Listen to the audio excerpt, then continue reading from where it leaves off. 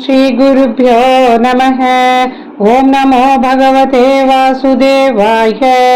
ओम श्री कृष्णाय परब्रह्मणे नमः। अथ 53तमं दशकं धेनुकासुरवधवर्णनम्।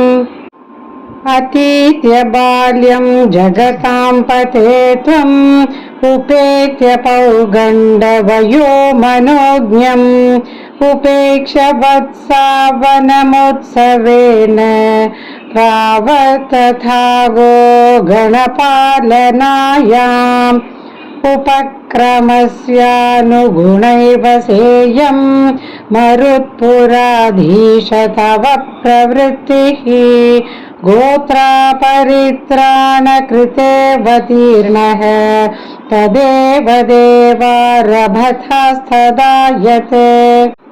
कदापि रामेण समं वनान्ते वनश्रियं वीक्ष्य चरन् सुखेन श्रीदामनाम्नः स्वसखस्य वाचा मोदादगाधेनुककाननं त्वम् उत्तालताली निवहेतदुक्त्या बलेन दूतेऽथ बलेन दोर्भ्याम् मृदुः करश्चाभ्यपतत्पुरस्तात् फलोत्करो धेनुकदानवोऽपि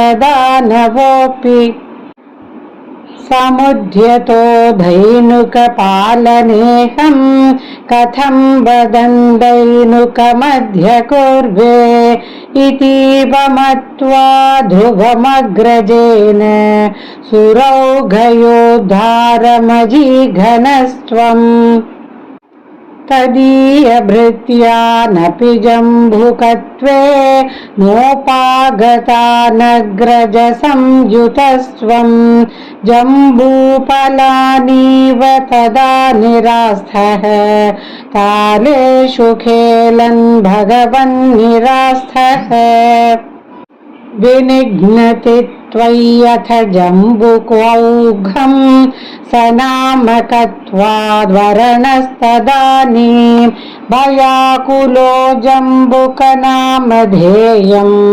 श्रुतिप्रसिद्धं व्यधितेति मन्ये। तवावतारस्य फलं मुरारे सञ्जातमद्येति सुरैर्नुतस्त्वं सत्यं फलं जातमिहेतिहासी